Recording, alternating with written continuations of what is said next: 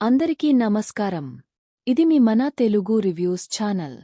ఇక్కడ మీరు ప్రతిరోజూ తెలుగు సీరియల్స్కి సంబంధించిన ఎపిసోడ్ రివ్యూలు, ముఖ్యమైన హైలైట్స్, ఆసక్తికరమైన విషయాలు సింపుల్గా, ఎంటర్టైనింగ్గా తెలుసుకోగలరు.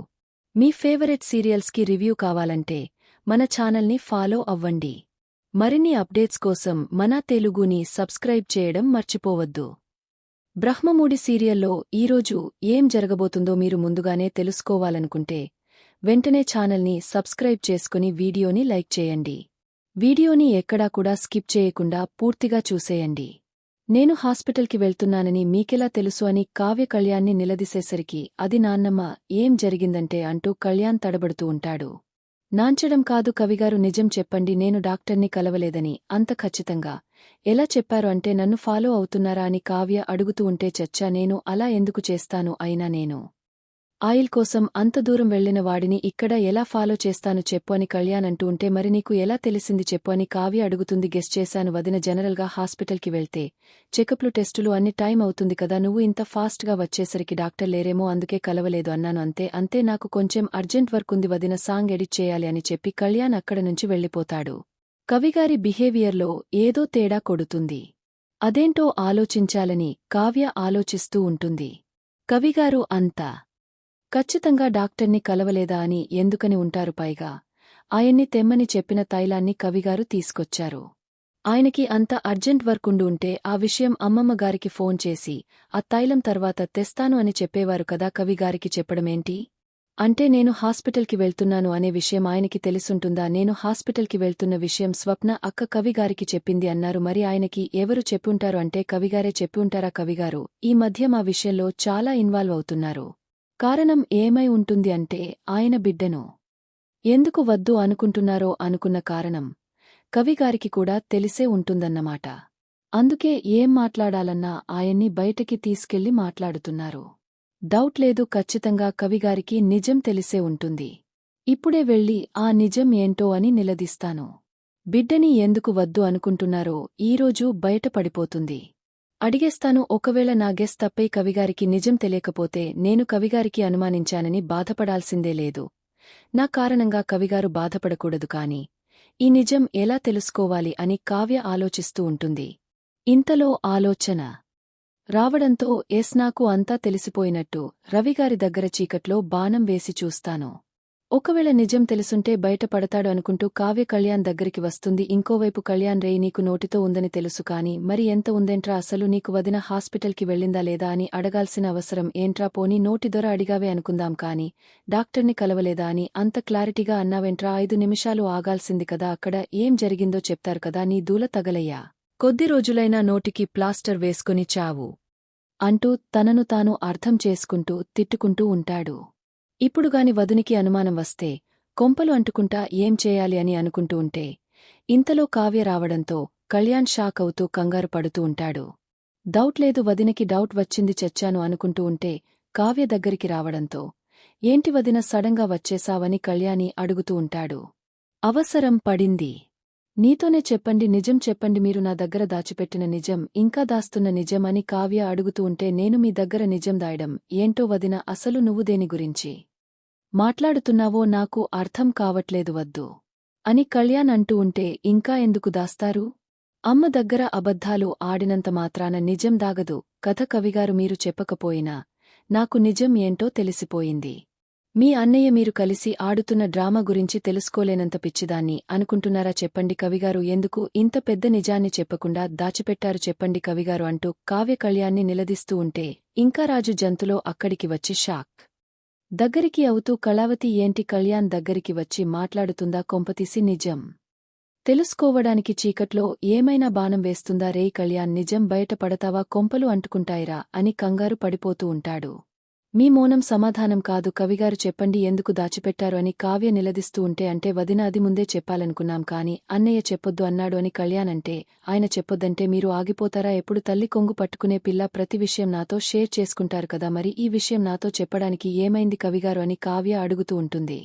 నువ్వు ఎలా రిసీవ్ చేసుకుంటావు అని చెప్పలేదు వదిన, అసలు ఏం జరిగిందంటే అంటూ కళ్యాణ్ చెప్పబోతూ రాజుని చూస్తూ చెప్పొద్దని సైగ చేస్తూ ఉంటాడు. అంటే వదనికి ఏమీ తెలియదన్నమాట అని కళ్యాణ్ మనసులో అనుకుంటూ ఉంటే, చెప్పండి కవిగారు హాస్పిటల్కి వెళ్తుంటే కావ్య అడుగుతూ ఉంటుంది.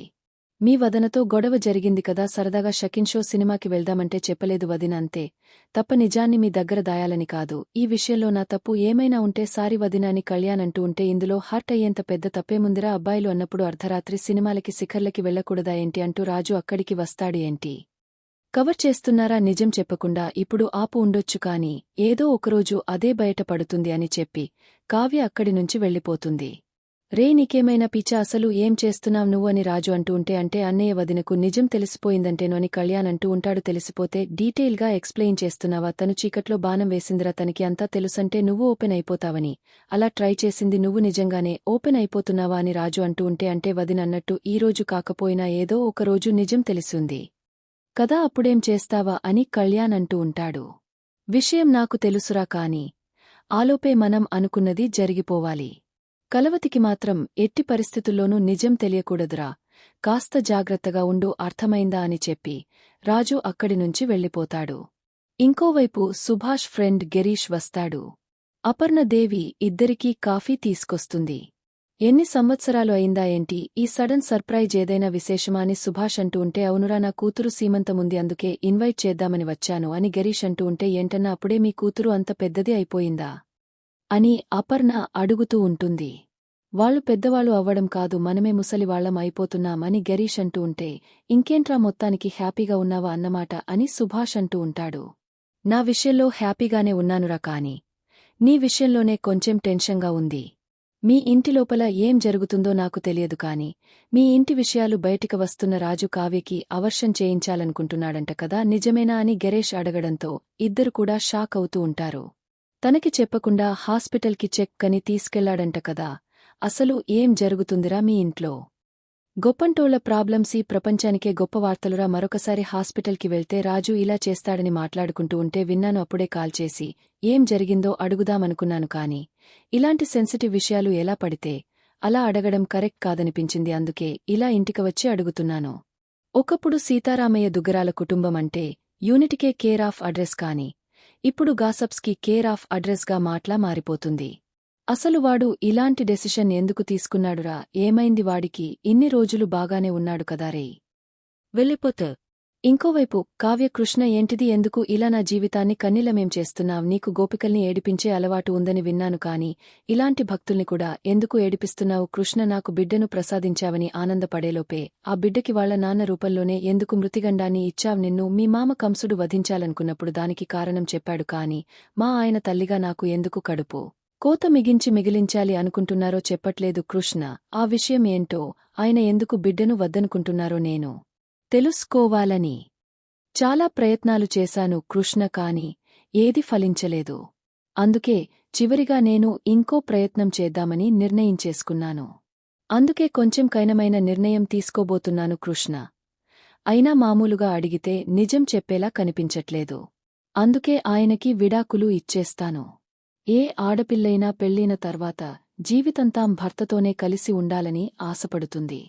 చచ్చిపోయేటప్పుడు కూడా సుమంగలిగానే వెళ్లాలని కోరుకుంటుంది. అసలు భర్తలేని జీవితం అనేది ఊహించుకోలేదు కృష్ణ. ఇలా విడాకులు అనే అమంగళకరమైన మాటల్ని కూడా తన నోటినుంచి రావడానికి ఇష్టపడదు. కాని నా బిడ్డను కాపాడుకోవాలంటే ఈ పని చేయక తప్పట్లేదు కృష్ణ, తప్పట్లేదు. నేను చేసే ఈ పని వల్ల ఇంట్లో అందరి దృష్టిలో చెడ్డదానిగానే నేను కనిపిస్తానని నాకు తెలుసు. అయినా ఏం పర్వాలేదు కృష్ణ, పర్లేదు. నా బిడ్డ ప్రాణం కంటే నాకు నా పరువు మర్యాదలు ఏమీ ఎక్కువ కాదు. నా బిడ్డని నేను వదులుకోలేను, ఆయన్ని వదిలి కూడా నేను ఉండలేను.